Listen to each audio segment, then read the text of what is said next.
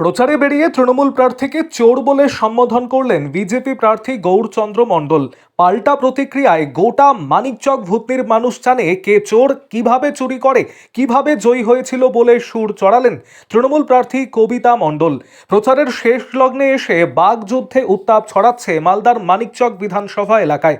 সোমবার ভোট প্রচারে মানিকচক বিধানসভা কেন্দ্রের বিজেপি প্রার্থী গৌরচন্দ্র মণ্ডল পশ্চিম নারায়ণপুর এলাকায় বিস্তীর্ণ প্রান্তে বাইক মিছিল করে ভোট প্রার্থনা করেন। অন্যদিকে তৃণমূল প্রার্থী কবিতা মণ্ডল মথুরাপুর অঞ্চল জুড়ে জোর কদমে ভোট প্রচার চালান। সংবাদ মাধ্যমের মুখোমুখি হয়ে বিজেপি প্রার্থী গৌরচন্দ্র মণ্ডল বলেন, তৃণমূলের যিনি প্রার্থী তিনি চোর কবিতা মণ্ডল। মানুষ তাদের সঙ্গে নেই, সবাই চাইছে কবিতা মণ্ডল হারুক। তার দলের লোকজনও চাইছে এবার মানিকচকে পদ্ম ফুটবে এবং রাজ্যে বিজেপির সরকার হবে। প্রচার পর্বের মধ্য দিয়ে বিজেপি প্রার্থীর এই কটাক্ষকে তীব্র প্রতিক্রিয়া দিলেন মানিকচক বিধানসভা কেন্দ্রের তৃণমূল প্রার্থী কবিতা মণ্ডল। তিনি বলেন, বিজেপির প্রার্থী আমাকে চোর বলার আগে তাকে মালদা জেলার মানিকচক ভূতনির মানুষ জানে আসল চোর কে। সে কিভাবে চুরি করে কিভাবে জেতে সেটা নতুন করে বলার কিছু নেই। মানুষ আমাদের সঙ্গে রয়েছে, মমতা বন্দ্যোপাধ্যায়ের সঙ্গে রয়েছে।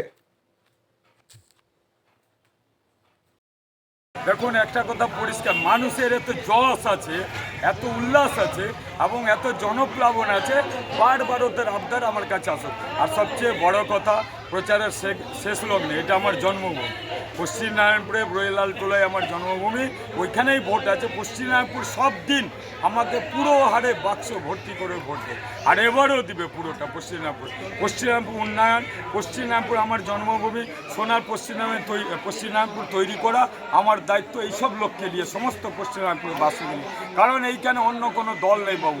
আমরা একসাথে সবাই মিলে পশ্চিম নারায়ণপুরবাসী উন্নয়নের পাশে থাকি। ডাবল ইঞ্জিনের সরকার হবে, আমাকে তারা ভূমিপুত্র হিসাবে জিতাবে এবং এই ডাবল ইঞ্জিন সরকার 15 বছরের তৃণমূল, 34 বছরের বাম রাজত্বকে রাম রাজত্ব 5 বছরে সব করে দেবে, সুশাসন প্রতিষ্ঠা হবে। পশ্চিমবঙ্গে অনেক ছোট ছোট দাবি আছে, আমাদের রাস্তাঘাটের দাবি আছে, পশ্চিম নারায়ণপুরকে রক্ষা করার দাবি আছে। কিছু লোক এসে পুনর্বাসনের তাদের ব্যবস্থা করতে হবে, কারণ গঙ্গা ভাঙনে প্রতি বছর পশ্চিম নারায়ণপুর কাটে, আর কাটবে না। লাইন রাস্তাঘাট হয়ে গেছে, গ্রামগঞ্জে কিছু রাস্তাঘাটের দরকার আছে আমাদের, সেটা করব। মন্দিরগুলো উন্নয়ন করব, আরও যেসব ক্লাব আছে উন্নয়ন করব। সার্বিকভাবে এখানে যুব সমাজ এবং আমাদের পশ্চিম নারায়ণপুরবাসী একত্রিতভাবে উন্নয়নের দরগড়ায় লড়াই করছে, কারণ চোর তৃণমূলের বিরুদ্ধে লড়াই। যিনি চোর দাঁড়িয়েছেন কবিতা মণ্ডল মানুষের পাশে থাকেন না, উনি সর্বদাই গেলে ওর কাছে বলে আমি জানি না। আর এই মুহূর্তে উনি দাঁড়িয়েছেন, আর বাম তো জমানা বাজেয়াপ্ত হবে যিনি দাঁড়িয়েছেন, কারণ যে এরা হচ্ছে এমনই একটা জিনিস যে চকচক করবে কিন্তু কাজের জন্য না। আর পশ্চিমবঙ্গের মাটি সর্বদাই উন্নয়নের পক্ষে থাকে। ডাবল ইঞ্জিনের সরকার এবার ভারতীয় জনতা পার্টি অর্থাৎ আমার জন্মভূমিকে পদ্ম ফুল চিহ্নে ভোট দিয়ে জিতাবে, সার্বিক মানিকচকের উন্নয়ন। দেখুন, পরিষ্কার কথা বলছি, আমাদের ভারতীয় জনতা পার্টি সর্বধর্ম সমভাবাপন্ন, সবকে সাথ সবকে বিকাশ সবকে প্রয়াস।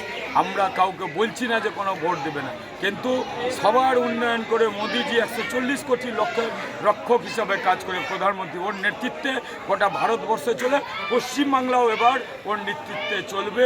সময়ের অপেক্ষা আছে।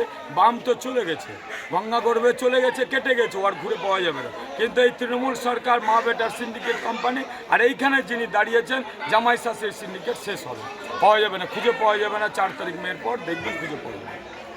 মথুরাপুর জিপিতে আমাদের প্রচার, আজকেরও প্রচার খুব ভালো হয়েছে, প্রচুর মানুষের সাড়া।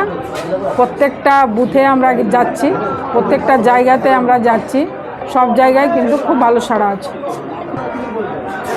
বিজেপির প্রার্থী যদি আমাকে চোর বলে, মানিকচক কেন গোটা মালদা জেলা জানে চোর কে আছে। ও বহু বড় চোর, সেটা কিন্তু মানিকচকবাসী জানে, ভূতনিবাসী জানে।